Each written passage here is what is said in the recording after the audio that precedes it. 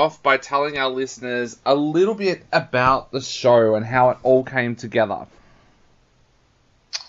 Of course. Doug, do you want to go or you want me to take this?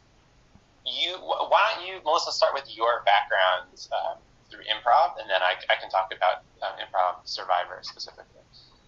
Yeah, so I have been an improviser, performer, and teacher and director of improv for the better part of a decade.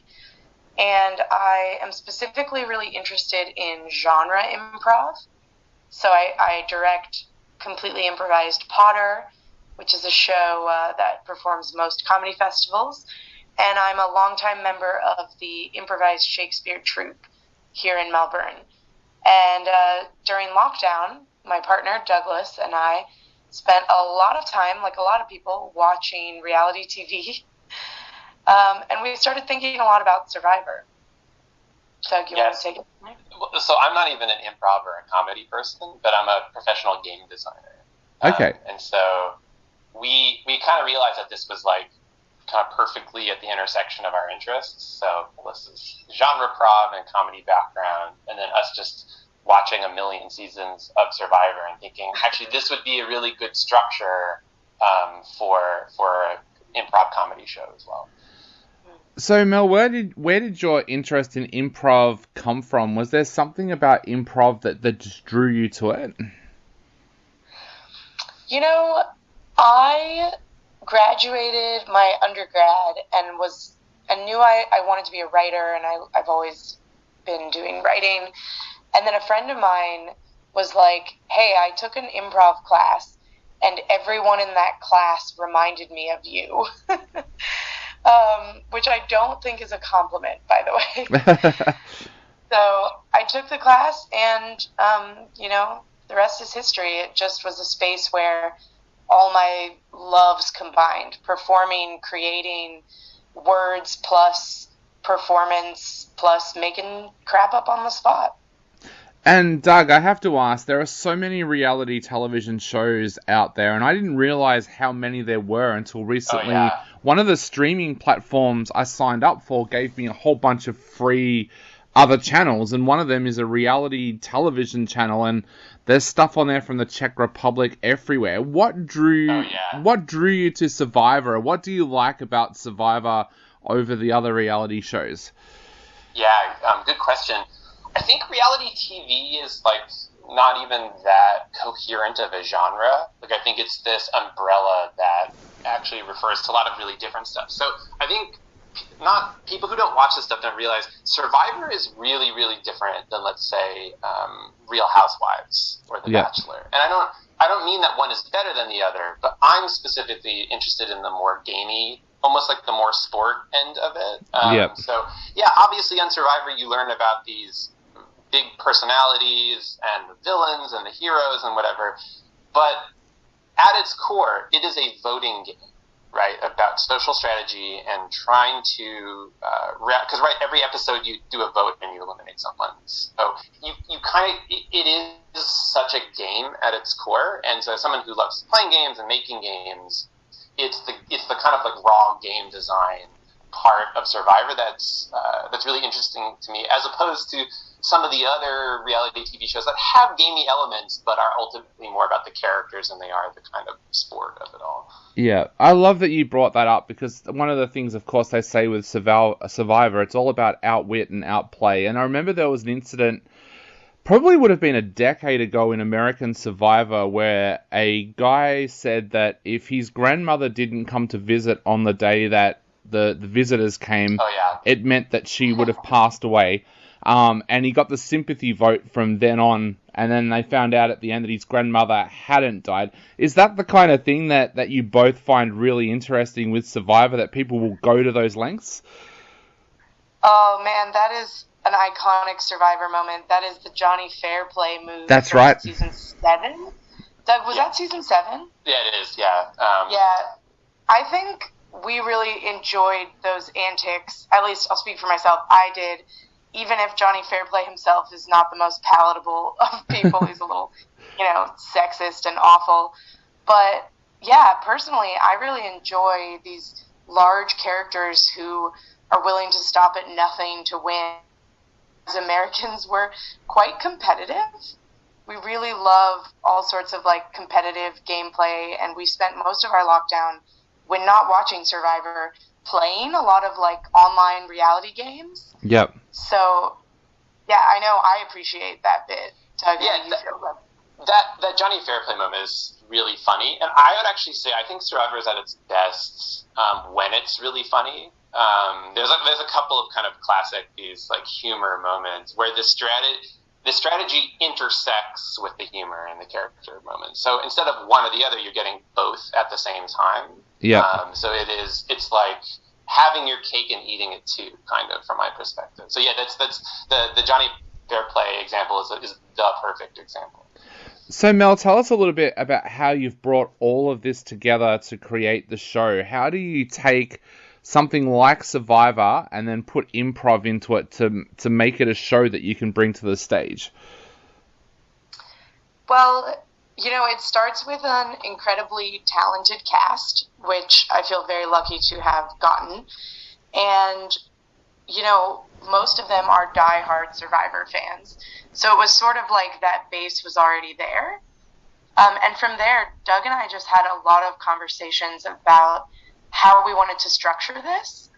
And I think the idea of comedic Survivor or improvised Survivor isn't new, but when you hear it, you kind of imagine that it'll be serial, right? As in, it'll start with lots of players and it'll whittle down. And we thought it was more interesting to tackle it from the perspective of each night is the finale of a fictional season of Survivor. Yep.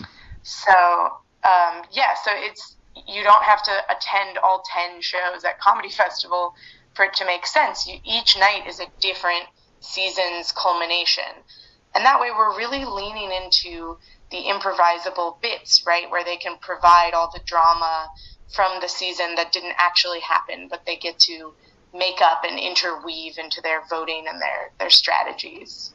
But I would say, to add on top of it, where I come in as a game designer, right, so we don't want it to be just kind of fictional. We wanted there to be an element of, like, yes, they're playing as these fictional characters and making up the backstory of what happened in the season, but then they also are playing a game. So, for example, we do one challenge. It's the final challenge for the Final Four, where they play an actual game on stage to see who wins. And we also hide a hidden immunity idol on stage, so that they're actually finding, they don't know where it is, and then they can surprise play it at the final tribal council, or the tribal council before the final jury speeches. So it is this mix of, like, well, they're playing these fictional characters, but they are also kind of literally playing this game on stage. And so we kind of wanted to hit both of those poles. Well, and we also add in those traditional improv, nods. Like, the audience decides the winner, they're our final jury, and also the improvisers are making up characters based off suggestions from the audience. Yeah. So it's a little best of both worlds.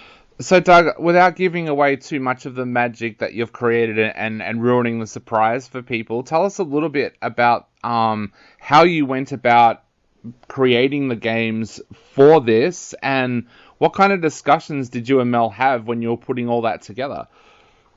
Yeah, it's a great question. I started in a different place and then ended up, after a lot more discussions with Melissa. So at first I was like, because I'm really influenced by the Mario Party series. I don't know if you've ever played these silly multiplayer video games. And they have that series is really interesting because it has a bunch of these small mini games that are also fun for spectators, not just people playing them. And so I was like thinking, like, okay, well, are there like lessons we can take from Mario Party? And that partly worked, but then we realized, wait, no, but this actually needs to be grounded in Survivor. Like, part of the fun of this show is that it's kind of satirizing. It's both like satire of and an homage to real Survivor. And so we were like, well, we probably need to actually take real Survivor challenges and twist them. So we have like 3 or 4 mini games. You'll see one depending on which night you come to, and they're all taking a like famous classic from old Survivor, one of the challenges they play. But then there's like a weird element to it. So I'm happy to give an example if you want. But Let's, for example, the eating challenge. So in old versions of Survivor, they would do this kind of fear factor challenge where it's like, oh, the local people here eat this kind of worm or bug. Oh, gross! And then they have to try to like eat 3 worms as fast as possible, and the person who eats that. So so we want to kind of pay homage to that. So we'll do one challenge where they're eating stuff, but they're not worms. They're actually sour gummy worms. But then also they're not using their hands, so they are playing this eating challenge where their face is going into the plate of these. So they're like pretending that they're these gross fictional worms, but they are actually doing this challenge that's hard to do without their arms, and the audience can just all watch them and actually cheer for their favorite player/fictional character in this fictional season of Survivor. So that's just one example of let's take the literal challenge from old Survivor that people remember and then put this twist on it. Awesome. Well, I can't wait to check out this show. But one of the things I was going to ask is my wife hates being brought into a show. She hates being any audience participation. How much audience participation is in this show for everybody out there? Let me put those fears to rest now. The extent of the audience participation is writing some suggestions on a slip of paper before you enter the theater. If you even want to do so. If you want, it's opt-in. Yep. And then at the end, you have the option to ask some questions from the jury. So from the audience, you can grill the final contestants if you'd like. Again, opt-in. And then the final winner is decided by a clapometer. So you get to clap and cheer for which of the final 3 you think should win. So it's very mild. No one will drag her on stage and make her do anything she doesn't want to do, I promise. Awesome. Well, Mel, Doug, we're going to put all of the dates and times up on our website where people can go along and check out this amazing show. And of course, all the tickets are available from the Comedy Festival website as well. We want to wish you all the best of luck with the show, but is there anything you would like to say to everybody out there before they go online and grab tickets for this show? Yeah, I would just love to say that, we feel so grateful to be doing Comedy Festival at all, given the state of things in the world and everything Melbourne has been through. And we'd be so grateful for your patronage at this show. Also, our sister show, Completely Improvised Shakespeare, is performing the first half of the festival in the same room, same time, 7:30 p.m. at Trades Hall. So I think checking out either one of those shows is a guaranteed good time, and we'd love to see you there. Awesome. Well, I want to thank you both for coming on the show today. It's been an absolute honor having you on the show, and we can't wait to check out your show at the Comedy Festival this year.